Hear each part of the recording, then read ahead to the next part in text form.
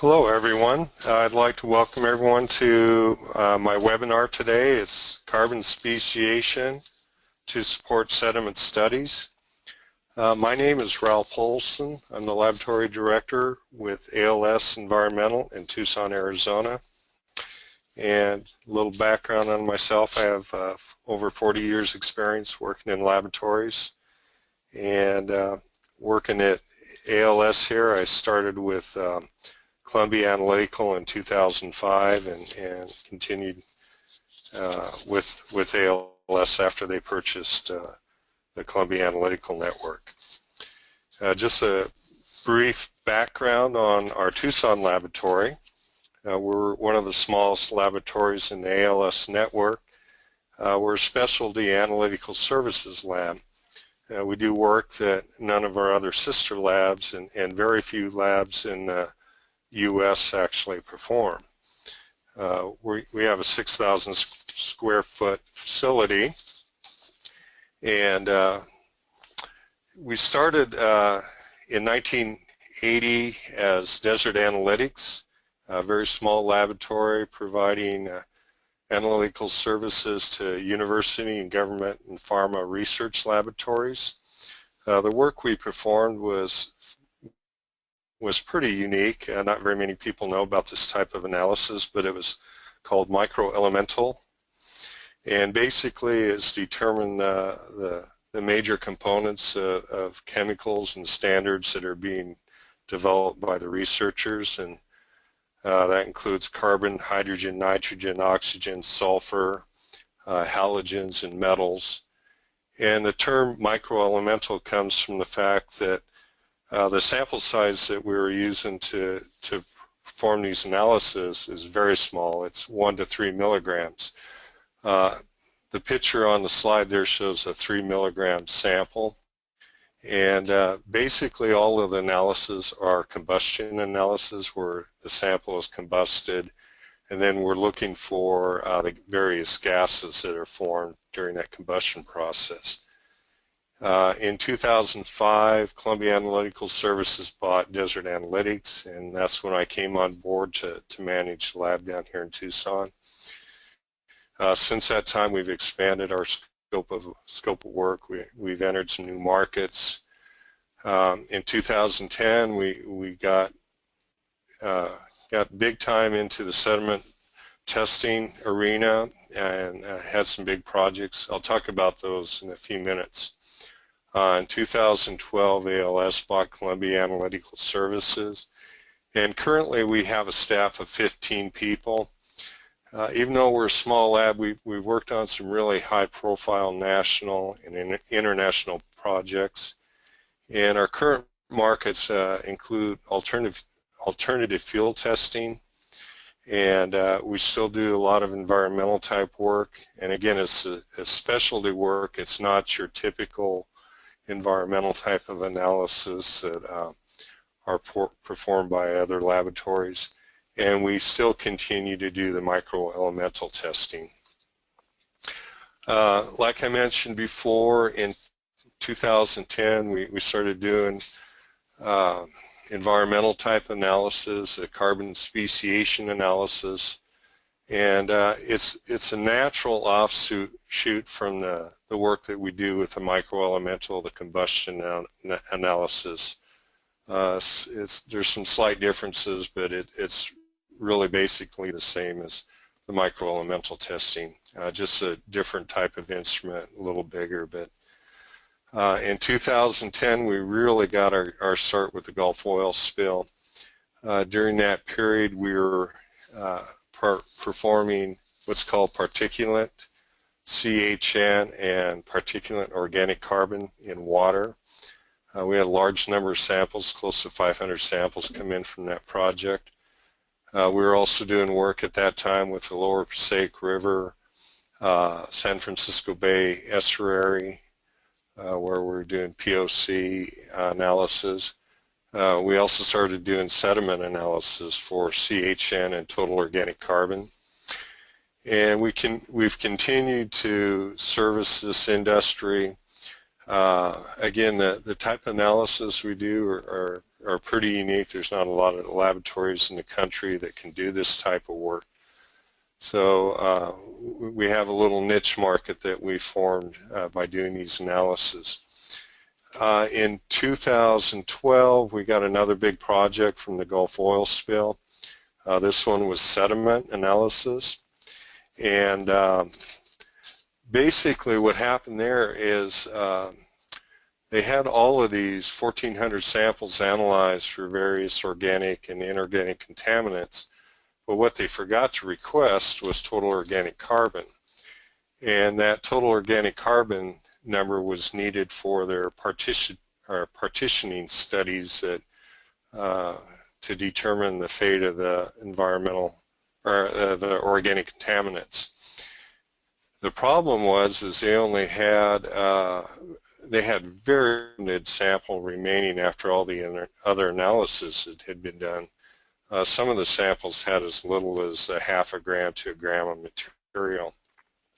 So I was asked by a consultant to develop a method for CHN and TOC using the microelemental techniques that we do here in Tucson. And so I developed the method, developed special prep techniques, moisture determination, and then set up the TOC and CHN analysis for the sediments. And the project went very well, and we were able to provide the client with much needed carbon, nitrogen, and TOC data that they wouldn't have had otherwise had they tried to use normal TOC methods. Basically, there's three forms of carbon species in sediment soils. There's elemental, inorganic, and organic. Elemental carbon comes in different molecular structures, are also called allotropes. These include amorphous, graphite, diamond, fullerenes, and nanotubes. Typically, we're looking for the graphite or the amorphous. That's where our primary focus is on. The elemental carbon is resistant to oxidation at temperatures below 375 degrees C. This has been developed through laboratory experiments. The sources of elemental carbon are incomplete combustion of carbon sources that result in soot, black carbon, charcoal. Another source is decomposition of geologic minerals like graphite and coal. And then there's contamination sources too. The big source of this is black carbon dust from tire wear, and it's really a major problem with air and sediment. Inorganic carbon is primarily carbonates, and they're mostly naturally occurring. They come from the decomposition of carbonate materials. The inorganic carbon also comes from seashells. And then you have a limited amount of man-made sources. It's typically liming applications or fugitive dust from mining. So inorganic carbon from man-made sources is pretty minor.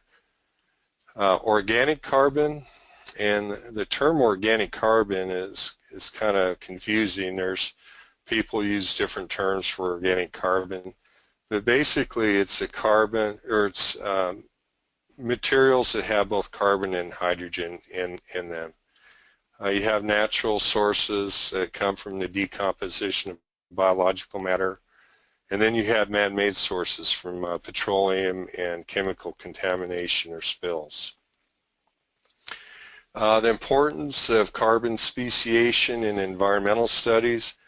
The first test it's an indicator test, and this is where it's most commonly used, and it helps determine the extent of the contamination from petroleum or chemical spills. Carbon speciation analysis are also used in investigation and remediation studies. They're trying to determine the source of the carbon, whether it's natural carbon or a man-made source. And then it's also used in equilibrium partitioning studies of contaminated sediments. One of the things that researchers have found is that lower contaminants have a lower solubility in sediments that have high elemental or organic carbon. And there's a variety of EPA technical documents that cover this topic. I'm not really versed on the actual use of the data for these partitioning studies, but you can go online with EPA and find various documents that will go into it in more detail. Some of the carbon tests that we perform in our Tucson laboratory include particulate carbon and nitrogen in water. We have particulate organic carbon. It's also called POC in water. We have total carbon and nitrogen in sediment. We have a black carbon method that very few labs in the country run. We're one of the few labs that actually do this method.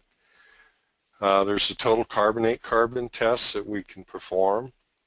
Total carbon, total organic carbon, loss on ignition, or it's also a measurement of organic matter, and then organic carbon in sediment. And I'll go over each of these methods in a little more detail and explain how we do the tests and the instrumentation that's involved in them.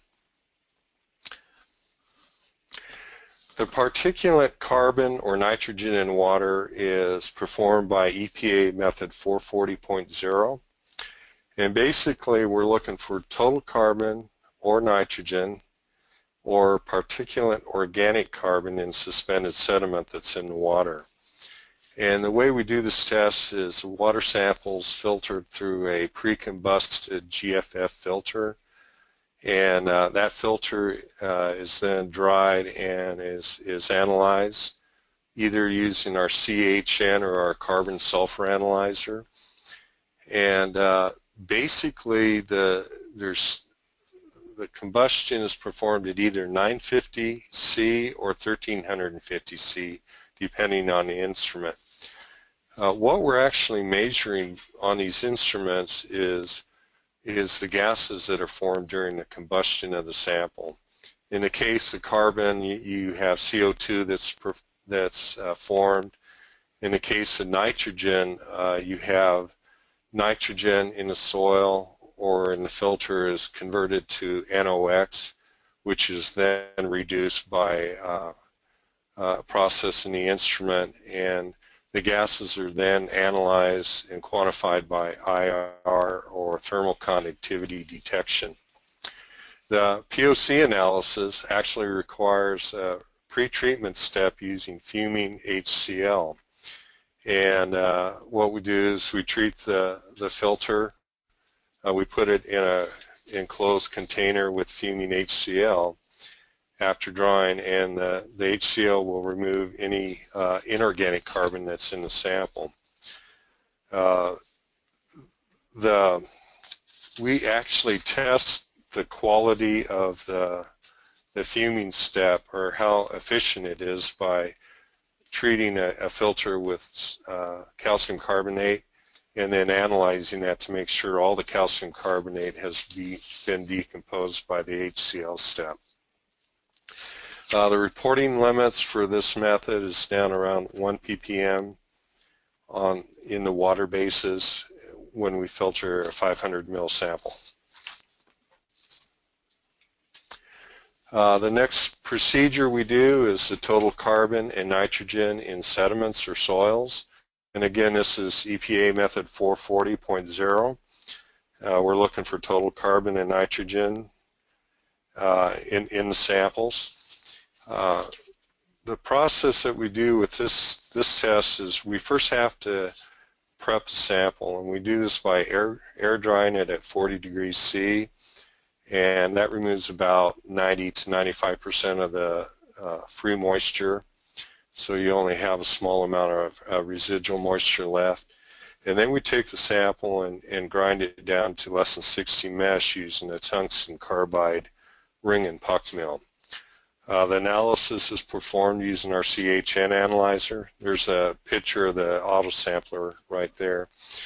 Basically what we're doing is weighing out a 50 milligram sample, and then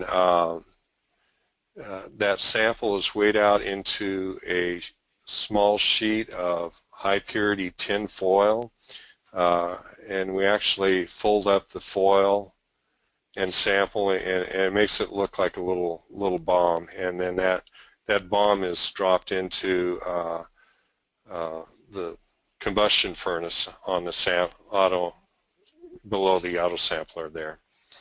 The method will include carbonate from carbonates, so it is a total carbon analysis. We can also do modification of the method by doing a pretreatment with acid to decompose inorganic carbon, and we can get TOC on this test method. This is the instrument that we use for the Gulf oil spill sediments, where we have the 1,400 samples. Again, the technique is it's a direct analysis, so it's really accurate. We have very tight control limits on our standards that we use. Another method that we do that's unique to the Tucson laboratory is the black carbon by the Gustafson method. There's some other similar research methods, but Gustafson's developed this method through a research paper that he did. And basically what we're looking for is black carbon or soot in the sediment or soil. Again, we go through a pretty detailed prep process of drying and grinding the sample. The difference between this method and the normal CHN method for sediment is we have the sample go through a chemical thermal oxidation pretreatment step. And what we do is we first use HCl to remove inorganic carbon, and then the sample's dried and it goes through 18-hour ignition step at 375 degrees C. And this is in an air environment, and what we're doing is we're removing easily oxidizable organic carbon fraction. Finally, that treated sample is analyzing the CHN analyzer at 950 degrees C, and we have a reporting limit of 0.5 weight percent using this method. One critical step is the thermal oxidation step. It's if you get temperatures above 375 degrees C, you can start seeing low recovery of elemental carbon. And when you get temperatures above 400, 450, you can start losing appreciable amounts of elemental carbon at that time. Now, since this is a research method, there aren't any standard reference materials available. And what we've done is we've taken the standard reference materials used by Gustafson, and we've run these samples hundreds of times and have developed our in-house quality assurance limits for these standards.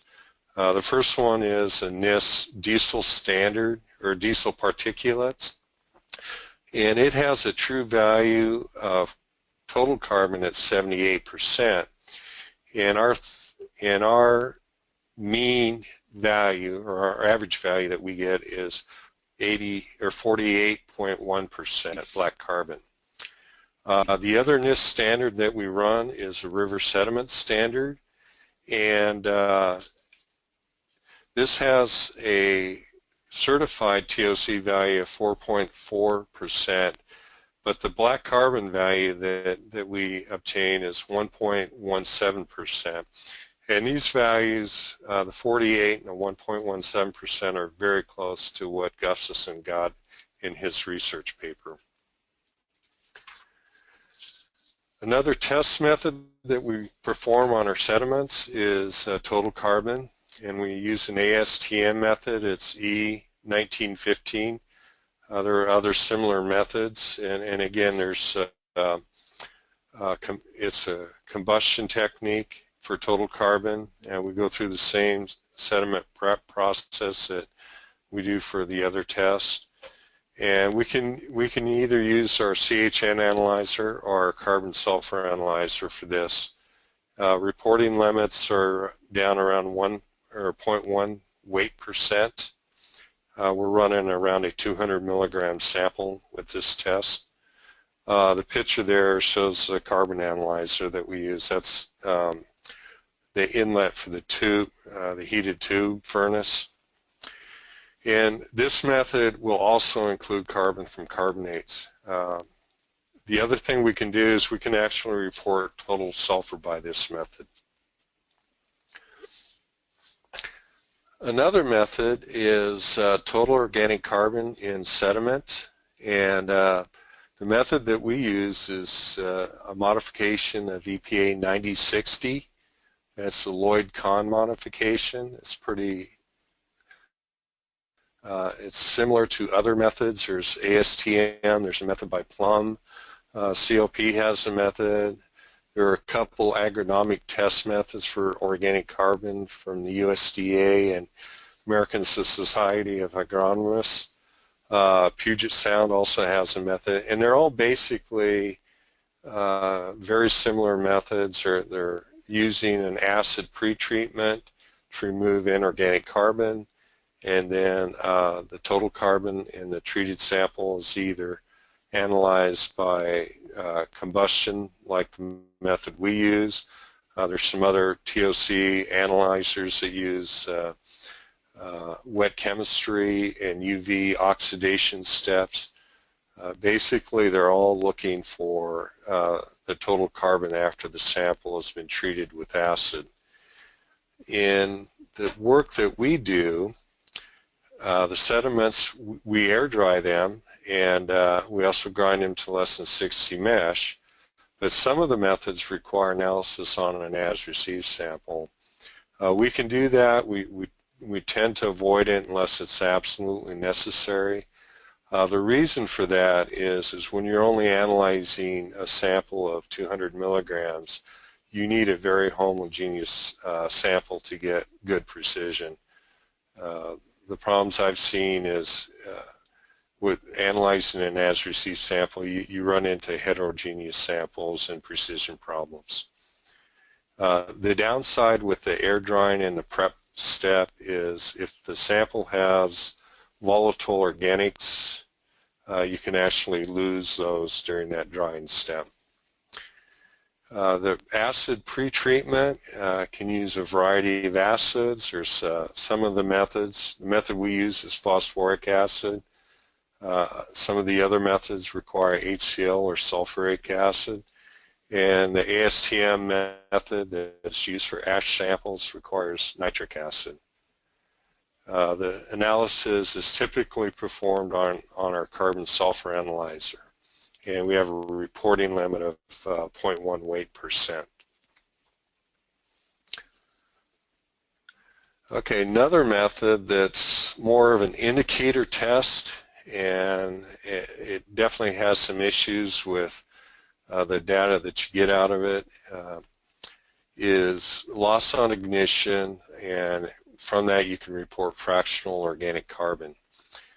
And for some reason this method is getting real popular. We're seeing a lot more work coming in for this method, and it has its place. It's, like I say, it's an indicator test, and I'll explain some of the problems with it. The method we use is ASTM D2974. There's some other methods. There's EPA 1664. Standard Methods has some test procedures, as well as there's some agronomic type test methods out there. What you're looking for is the loss on ignition or the amount of organic matter that's in the sediment. Again, we do a good prep on the sample by air drying and grinding the sample to less than 60 mesh. After that, the sample is dried at 105, and then we ignite the sample in a furnace and record the gravimetric weight loss of the sample. The ignition temperature can be performed at a variety of temperatures. D2974 has two standard temperatures. It's the 440C or the 750C. We've also had numerous requests for 550C. And the actual recommended temperature is the 440C. Anything above that, you start losing, possibly losing carbonates. The carbonates decompose to CO2 at elevated temperatures. So the 440C is going to be your more accurate temperature for determining organic matter in the sediment. The system we use at ALS, there's a picture of it right there. It's called a TGA system. It's thermal gravimetric analyzer. And we use a LECO 701. And the advantage of this system is it's an automated system. We can run 19 samples at a time. Basically what it is a balance that's inside the furnace. And we can control different types of airflows, atmospheres in the sample, in the instrument. The advantage of this is all the weighing, the sample is weighed repeatedly on that carousel over time, and each sample is weighed probably 50 to 60 times during the run, and you can actually record the loss during the heating steps, so you can see what's coming off at what temperatures. The accuracy on this versus the manual method is a lot better. There's you have very little error due to weighing, and the precision is a lot better. We have a reporting limit of 0.1 weight percent for this for the LOI. Fractional organic carbon can also be calculated from the loss on ignition, and what we're looking at here is it's a conversion factor of LOI times 0.0058 to give you fractional organic carbon as a ratio. The correction factor or the conversion factor is based on the amount of carbon that you typically find in organic matter, which is around 58%. One of the problems is that carbon amount that's in the sample matrix that you happen to send in may vary then from that 58%. So it's an estimated test. It's not a hard and fast carbon value. You can get some high bias on this method due to loss of crystalline water. This is real prevalent in samples that have a lot of gypsum in them. The gypsum and other types of minerals will hold water of hydration in the crystalline structure, and that will be released at temperatures around 200, 250. You can also lose carbonates and then other non-organic matter compounds that happen to volatilize at the temperature you're running the test at. Okay, the last test, we actually don't do this test here in Tucson. We'll send it to one of our sister labs. We get very, very little call for this analysis. It's organic carbon in by the Walkley Black method, and it's a wet chemical oxidation procedure. And what you're determining is organic carbon that's in sediment or soil. It's based on some old agronomic soil methods that were used to determine organic matter in the soil. We go through the same prep process that we do with the other samples of drying and grinding. The sample is reacted with potassium dichromate and sulfuric acid, and the reduction of the dichromate is determined by colorimetric or titration to calculate the amount of carbon that was oxidized during the process. The downside on this method is that you have a fudge factor. There's a correction factor since the test method does not completely oxidize all the carbon in the sample. And it's really only good for easily oxidizable forms of carbon. The recovery of the oxidation of the carbon can be 60 to 86% depending on the carbon source. It can vary. I've performed the samples in years past or performed this analysis on samples in years past, and we've seen very poor recovery when there's coal contaminated samples. The chemical oxidation step will not touch coal. They can also have positive biases from other organic compounds that may be present or may be oxidized by the dichromate. Some other tests that we perform on sediment and soils here in Tucson, we do, and these are all supportive tests to carbon speciation analysis. We can do the bulk density by the drive tube method, particle density by picometer.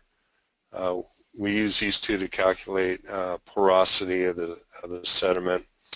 Another test we can do is oxidation and reduction potential. It's by an ORP probe. We can do particle size analysis, both sieve and hydrometer by ASTM D422. More of an esoteric type of analysis that we've run is column leach attenuation studies using several ASTM methods. Basically what we're doing here is we're packing columns with the soil or the sediment and then either doing an upflow or downflow leaching process on them. We can also do the metal speciation by sequential extractions. This is the Tessier method. It's an older method. I think I first ran this method back in the 80s. Another test that we do that very few labs can perform is total metals by total HF dissolution of the silica-based matrix. Basically with this method we're totally dissolving everything in that sediment, including all the silicates. We analyze the digestate by ICP. The method is 3052 and the ICP method is 6010C. In addition to tests that Tucson can't perform, our sister ALS laboratories, we can perform a wide variety of sediment testing. And what I'll do is, for the attendees, I'm going to send out a list of the various analysis that we can do our other ALS laboratories. If you have questions and you want some more information, one good resource is this EPA methods for the determination of total organic carbon in soils and sediments. They go over the methods in good detail and explain basically what I've been telling you, but a little more detail on the pros and cons of each of the methods, and so that's a good publication to get, and I can actually send a copy of that when I send out my email to everyone. At this time, I thank you for your attendance, and we are open for questions. If you want to, you can contact me or Katie Wells directly, and she'll forward any questions to me. So again, thank you for your time and attending the webinar.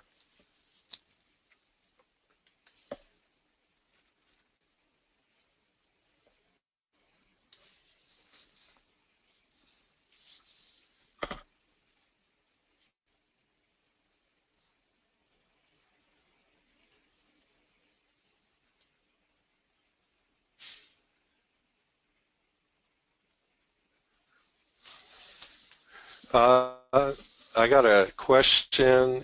Is there a way, such as fingerprinting, to find out the sources of black carbon? There are some other esoteric type methods, such as scanning electron microscope. I'm not familiar with how well those would work in this situation, and basically what you'd be doing is looking at the individual particles. That may be one way to determine this, but other than that, I'm not really familiar with any ways to determine the source of black carbon.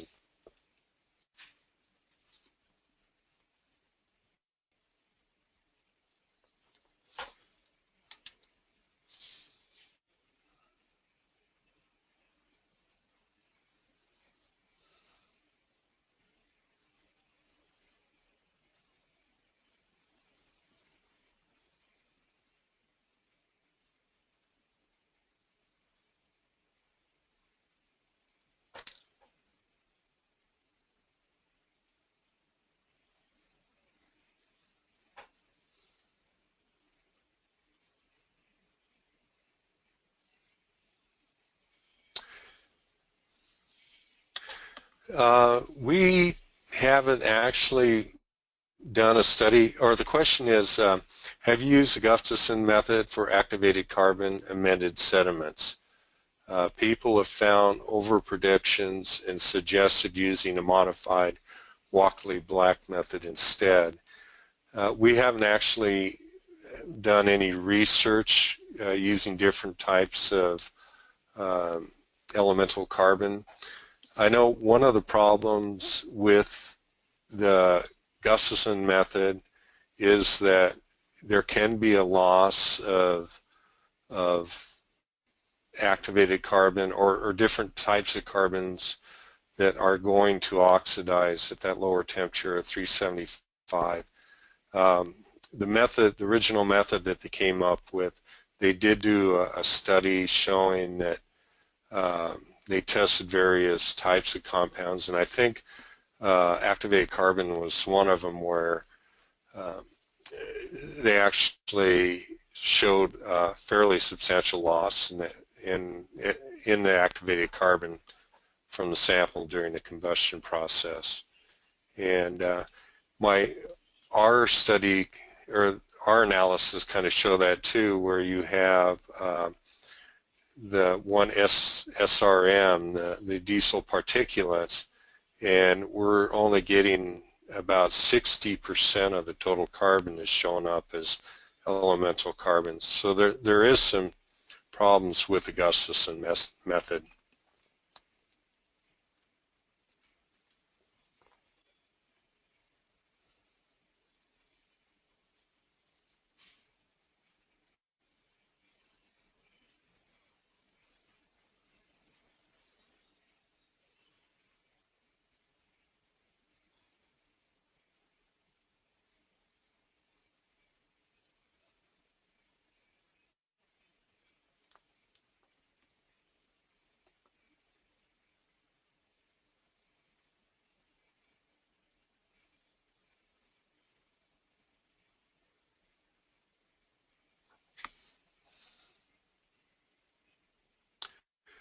Again, thanks for everyone for attending, and if you have any questions, you can contact me directly. Thank you.